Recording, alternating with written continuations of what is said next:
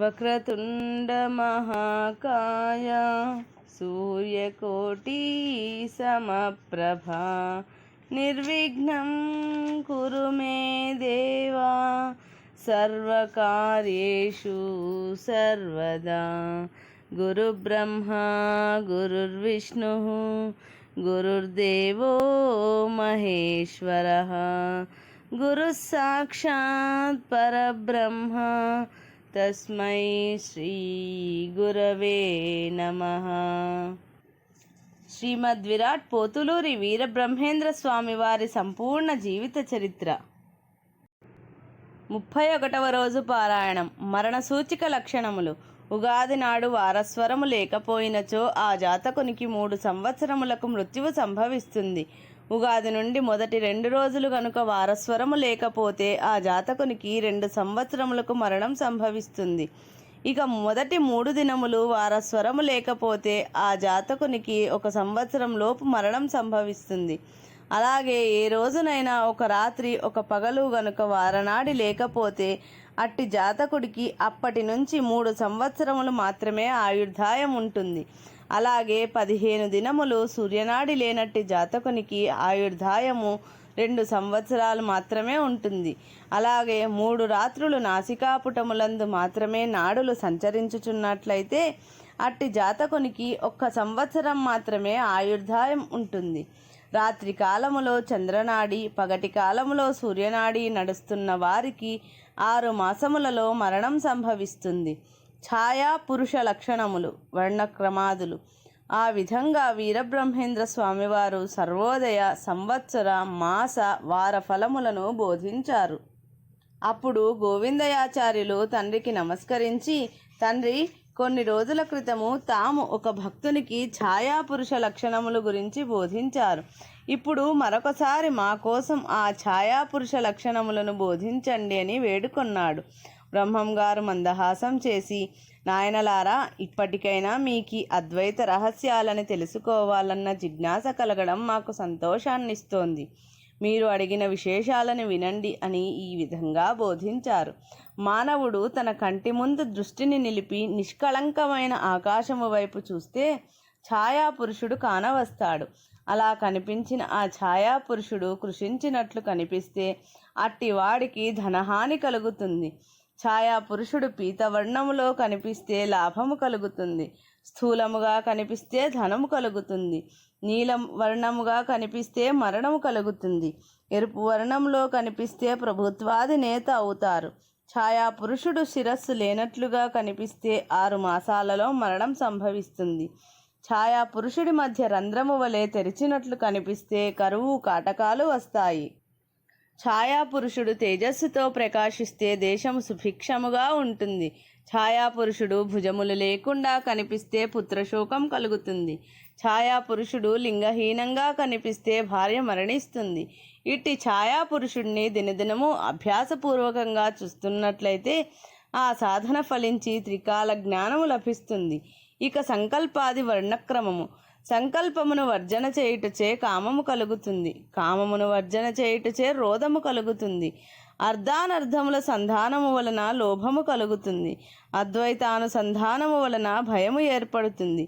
ఆత్మానాత్మా వివేకము వలన శోక మోహాలు కలుగుతాయి. సాత్విక సేవల చేత దంభము, మౌనము చేత రోగమునకు అంతరాయము, దేహవాంఛ శూన్యత చేత హింస, హితాచరణము వలన దుఃఖము ఆవహిస్తాయి. కనుక సమాధి స్థితి చేత దైవిక వ్యధను, సాత్వికాహారము చేత నిద్రను, ప్రాణాయామముల చేత మన్మథ బాధను, సత్వగుణము చేత రజస్తమములను నిర్జించి సద్గురు నామస్మరణ దీక్షాదక్షుడై శీలమును జయించవలను. ఈ విధంగా సంకల్పాదులను విసర్జించుట చేత కామాదులు వర్జనీయములని గ్రహించి తత్క్రమమును అనుష్ఠించినచో సర్వతత్వ సాక్షాత్కారము సిద్ధిస్తుంది. ఆ విధంగా ఛాయాపురుష లక్షణములు, వర్ణక్రమాదులను బోధించిన పిదప శ్రీ వీరబ్రహ్మేంద్ర స్వామివారు మధ్యాహ్న పూజ, భోజన విధుల నిమిత్తం గృహములోనికి వెళ్ళారు. బ్రహ్మం గారి అవతారములు, మహిమలు. మధ్యాహ్న భోజనానంతరం శ్రీ వీరబ్రహ్మం గారు విశ్రాంతి తీసుకుంటుండగా సిద్ధయ్య వారి పాదములు ఒత్తుతూ, స్వామి, తమరు కృత త్రేత ద్వాపర యుగములలో దశావతారాలను ధరించారని కాలజ్ఞానములో లిఖించారు కదా. తమరు ఏ ఏ యుగములలో ఏ ఏ అవతారములు ధరించి ఏమేమి లీలలు చేశారో తెలపండి అని అడిగాడు. వీరబ్రహ్మం గారు మందహాసం చేసి, నాయనా, నీవడిగినది దేవరహస్యం, అది అభేద్యమైనది, పరులకు తెలియకూడనిది. అయినా నీవు మా ప్రియభక్తుడవు, మాకు ఆత్మీయుడవు గాన నీకు తప్పక వివరిస్తాను అని తమ అవతార రహస్యాలను వివరించారు. మొదటి అవతారము. మొదట మేము బ్రహ్మలోకములో భైరవుడు అనే నామంతో అనేక బ్రహ్మకల్పాలు పాటు లోకపాలన చేశాము. అనంతరం వెండి కొండకు పోయి 53 బ్రహ్మకల్పాల కాలం లోకపాలన చేసి అటుపై కైలాసమునకు వెళ్ళి 243 బ్రహ్మ కల్పాల కాలం లోకపాలన చేసి ఆ తదనంతరం వైకుంఠమునకు చేరి 3 యోజనముల పొడవు గల కూర్మ సింహాసనమును సృష్టించి 33 బ్రహ్మ కల్పాల కాలం లోకపాలన గావించాము. అనంతరం 290 బ్రహ్మ కల్పాల కాలం మాధవస్వామిని సేవించి పంచవిధ ముక్తులను పొందాము. అనంతరం మాధవస్వామి వద్ద 10 దేవతావత్సరములు ఉండి 1550 సార్లు భూప్రదక్షిణములు చేశాము.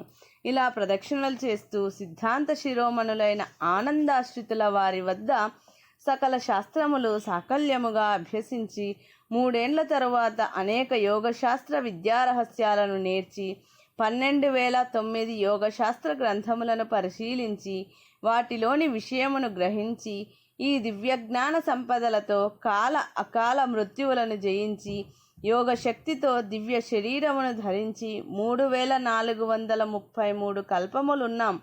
ఈ మొదటి అవతారములో ఆనందాశ్రితులకు 99,662 బ్రహ్మకల్పాలు పాటు శిష్యులమై ఉన్నాము.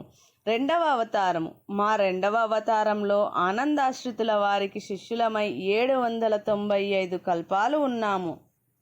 మూడవ అవతారము. మా మూడవ అవతారములో కూడా ఆనందాశ్రితుల వారికి శిష్యులమై 1,09,00,000 బ్రహ్మకల్పాలు ఉన్నాము. నాలుగవ అవతారము. మా నాలుగవ అవతారములో కూడా 1,03,17 బ్రహ్మకల్పాలు ఆనందాశ్రితుల వారికి శిష్యులమై ఉన్నాము. ఐదవ అవతారము. ఈ అవతారంలో ఆనందాశ్రితుల వారికి శిష్యులమై 4,14,55,000 బ్రహ్మకల్పాలున్నాము. ఆరవ అవతారము. ఈ ఆరవ అవతారంలో ఆనందాశ్రితుల వారికి శిష్యులమై 600 బ్రహ్మకల్పాలు ఉన్నాము. ఏడవ అవతారము. ఈ ఏడవ అవతారంలో కూడా ఆనందాశ్రితుల వారికి శిష్యులమై 27,62,03,400 బ్రహ్మకల్పాలు ఉన్నాము. ఎనిమిదవ అవతారము. మా ఎనిమిదవ అవతారంలో 22,60,000 బ్రహ్మకల్పాలు ఆనందాశ్రితుల వారికి శిష్యులుగా ఉన్నాము. తొమ్మిదవ అవతారము. మా తొమ్మిదవ అవతారమునందు యజ్ఞేంద్రుడికి కుమారులమై జన్మించి ఆనందాశ్రితుల వారికి శిష్యులమై 70,39,36,000 బ్రహ్మకల్పాలున్నాము.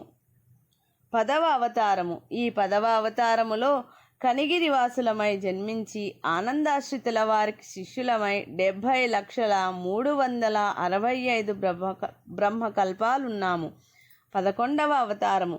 ఈ మా 11వ అవతారమున బనగాలపల్లెలో వీరప్పయాచార్యులమై 125 సంవత్సరాలు తపస్సు చేసి కలియుగము 3,800 సంవత్సరాలకు సరి అయిన వికారి నామ సంవత్సర ఆషాఢ శుద్ధ త్రయోదశి మొదలు 11వ వికారి నామ సంవత్సరంలోగా వీర వసంతరాయలు అను పేరిట నందికొండ మీద ప్రత్యక్షమవుతాము, ప్రసిద్ధి చెందుతాము. ఈ మధ్యకాలంలో హరిహర రాయలు మొదలు రామదేవరాయల వరకు రాయల వంశము రాజ్యపాలన చేసిన తదుపరి వీరి వంశము అంతరిస్తుంది. ఆ తదనంతరం మహమ్మదీయులు ఈ ప్రపంచమునకు ప్రభువులవుతారు. ఆ విధంగా వీరబ్రహ్మేంద్ర స్వామివారు తమ అవతార రహస్యాలను సిద్ధయ్యకు వివరించారు. అంతటా సిద్ధయ్య భక్తితో చేతులు జోడించి, స్వామి, ఇంతవరకు తమరు కేవలము భగవదంశా స్వరూపులనే భావించాను, కానీ తాము అనంత అవతార పురుషులని తెలిసి ఇప్పుడు పట్టరాని సంతోషముతో నా దేహం పులకరిస్తోంది. పరమాత్మ, అవతార పురుష, పాప సంహార, భక్తమందార, నీవు ఒక్కడివే అయి ఉండి వేలాది నీటి కుండలిలో దర్శనమిచ్చిన సూర్యబింబము వలె ఈ జగత్తునందు బహురూపుడవై కనిపిస్తున్నారు. నీ ప్రేరణ చేతనే ఈ జగత్తు చలిస్తున్నది ప్రభు. నామరూపాత్మకమైన ఈ జగత్తు నీ తేజస్సు చేత ప్రకాశిస్తోంది. ఆహా ఆహాహా, నీవు ఒక్కడివే అయినా నీ ఒక్కడివే సర్వమయుడవు, స్వస్వరూపుడవు, సర్వరూపుడవు, సూక్ష్ముడవు, స్థూలుడవు. ఆచరణయోగ్యములైన అనేక ధర్మములు నీ యందు వ్యక్తములై ఉన్నాయి. తండ్రి, నీ మాయలో పడిన వాడెవడూ నీ నిజతత్వాన్ని గ్రహించలేడు. నేడు నీ దయచేత, నీ అనుగ్రహం చేత, నీ అపార కరుణాకటాక్షం చేత నాకు ఈ అదృష్టం లభించింది. ధన్యోస్మి దేవా, ధన్యోస్మి అని స్తుతించాడు భక్తి పారవశ్యంతో. వీరబ్రహ్మం గారు మందహాసం చేసి, నాయన, ఎవడు సర్వ వేదాలయందు ధర్మమును ఏమరక సర్వకామంబులు విసర్జించి ఆత్మావలోకనము చేత సంతృప్తి చెందుతాడో అట్టి వాడే ఆత్మస్థిత ప్రజ్ఞుడు అనబడతాడు. అట్లే తాబేలు తన కాళ్ళు చేతులను లోపలికి ముడుచుకొని ఏ విధంగా రక్షణ పొందుతున్నదో ఆ విధంగా ఎవరు ఇంద్రియములను మనస్సును లొంగదీసుకుని జయించి వాటిపై ఆపేక్ష లేనివాడై శుభాశుభములకు చింతించక పంచేంద్రియములను తన అదుపాజ్ఞలలో నిలుపుకుంటాడో అట్టివాడు ఆత్మస్థిత ప్రజ్ఞుడు అనబడతాడు. కనుక నీవు ఈ ప్రపంచముపై సమభావనము కలిగి పంచేంద్రియాలను జ్ఞాన వైరాగ్యాలను తాళ్లతో బంధించి ఆత్మస్థిత ప్రజ్ఞుడివై వర్ధిల్లుమని సిద్ధయ్యను ఆశీర్వదించారు వీరబ్రహ్మం గారు. ఇది పోతులూరి వీరబ్రహ్మేంద్ర స్వామి వారి జీవిత చరిత్ర 31వ రోజు పారాయణం సంపూర్ణం.